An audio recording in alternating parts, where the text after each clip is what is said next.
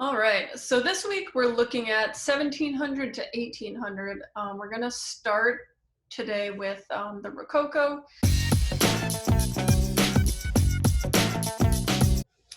So 1700 to 1800, Rococo and Korean Yangban painting. We're going to be in three different areas of the world this week. We're going to be primarily in France and Korea during this PowerPoint. And then in the following PowerPoint, we'll continue our conversation to the United States and take a look at some examples from the Enlightenment era there. Some of the questions to consider this week. First, how do the 18th century paintings of France and Korea express the concerns of the aristocratic class?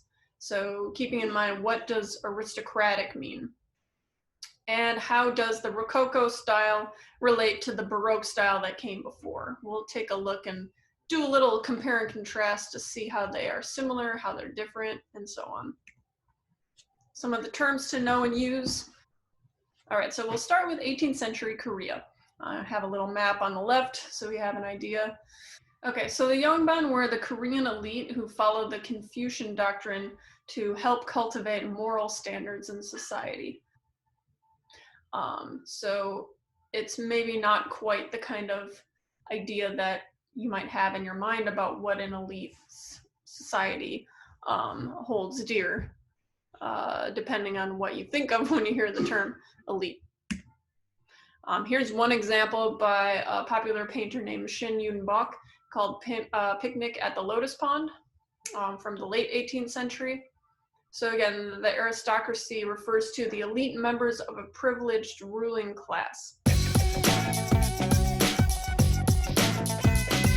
So what kinds of paintings are produced by an elite privileged ruling class? What kinds of scenes do they want to see? What kind of scenes do they want to buy and promote? So here's one example. We see various individuals from that elite ruling class engaging in a picnic. Looks like some of them are playing musical instruments. Some of the women are bringing things to drink, and others seem to be just sitting and listening and enjoying the music. This is an example of what we would call a genre painting, which is an illustration of everyday life. So nothing in particular. We're not looking at a historical event taking place. We're not looking at a portrait of a famous person. It's a genre painting, an illustration of everyday life. And here's another example of a genre painting, if you will. It's by the same artist, Shin Yun-bok, Seen from a Dano Day, ink and color on paper from the late 18th century. So we have, really in this scene, what do you see? Let's take a moment to take a look and see what you notice. You might see that it's primarily women hanging out near a pond, it looks like, or a river or something like that. One of them is getting on a swing. The other one looks like she's maybe braiding her hair. Someone else is carrying something in, and another woman is reclining. On the lower left, we see women who seem to be bathing in various states of undress. And then, did you notice those two guys up in the left-hand corner there, who seem to be kind of like spying on the whole scene? This idea that someone is getting a secret glimpse of a scene, spying on someone, or at the same time getting some sort of pleasure out of that viewing experience. We call that voyeurism. Now moving to 18th century France. We talked a little bit last time about absolutism, in which one person, one ruler has absolute power. But we looked at the case of France and saw how Louis XIV would state, "L'État c'est moi," I am the state. So he's assuming total absolute control over his people, declaring himself to be the government, essentially. Now we're talking about a time in which the aristocracy, or the elite privileged ruling class, is assuming some of the power. And we might think about contemporary examples of an elite privileged ruling class assuming a sizable amount of power over the government, over society as well. Now, what do the elite privileged ruling members of society like in terms of their art, in terms of their architecture and decoration? Well, here's one example on the right. This is the Hotel de Soubise, Salon de la Princesse, also the setting for the film Marie Antoinette, which came out not too long ago. And it bears striking resemblance, coincidentally or not, to Trump's apartment. I think this is his apartment in New York, in terms of all the use of gold and over-the-top decoration, ornate kinds of carvings, chandeliers, and other ornate accessories. I mentioned the movie Marie Antoinette. That was actually filmed in the Salon de la Princesse. Let's take a quick look at that.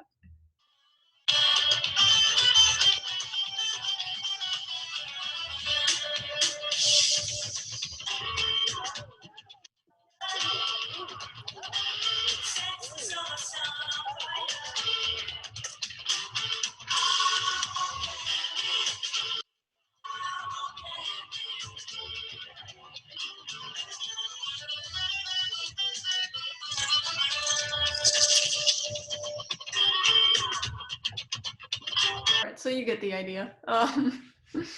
So what did you notice about that clip? Well, first of all, the quality was really shoddy, but you noticed that the emphasis is on this kind of like over-the-top excess, in terms of what they're drinking, what they're eating, the clothes they're wearing, the wigs they're wearing, and that is echoed in the kind of art and architecture that we associate with the Rococo as well. So this kind of like excess and abundance and over the topness. So that's what we see in the Salon de la Princesse.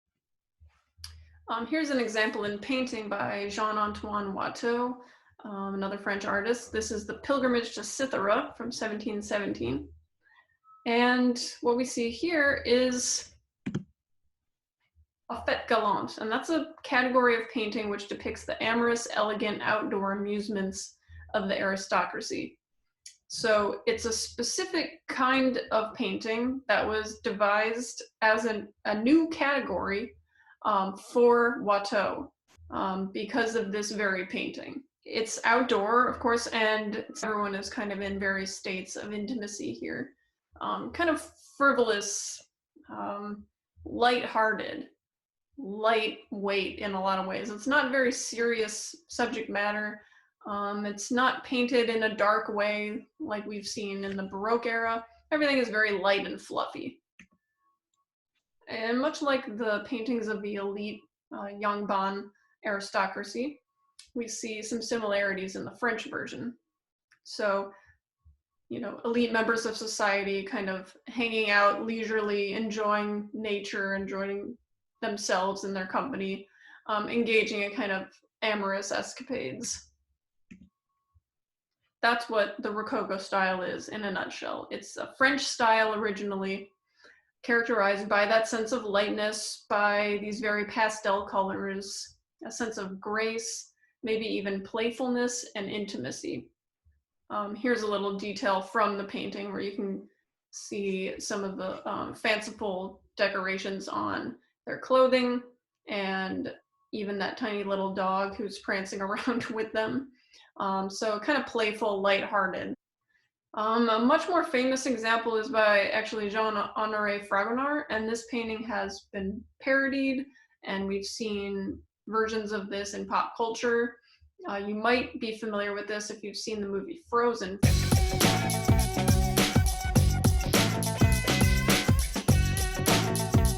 For example. So again, lighthearted, frivolous, playful, outdoors, kind of surrounded by nature. Also a little intimate of a scene, as we see a woman on a swing with perhaps her lover on the lower left hand, who's this gentleman over here, who seems to be either pushing or pulling her on the swing. This guy over here is catching a glimpse. If we zoom in, we can see that on the very bottom here I've circled it in red, is a tiny little dog. Clearly something's going on that dog, and dogs tend to represent loyalty and faithfulness in painting, has a problem with this scene. I used that term voyeurism before. This would be another example of voyeurism. You see the little figures over here, a couple little Cupid figures perhaps. They're watching the whole scene unfold, and us, the viewer, we are also watching the scene unfold. So we're a bit of a voyeur into this, what would otherwise be a pretty intimate kind of scene.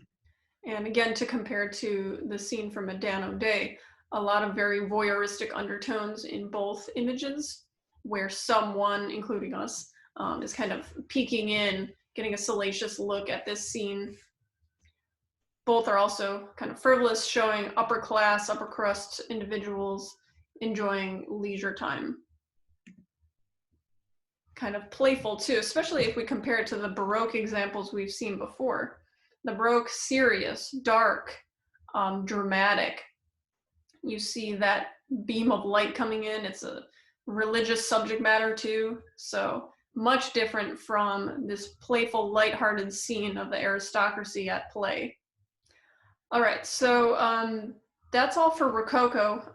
We're going to move on now to talk about the neoclassical style and how that connects with the era of the Enlightenment.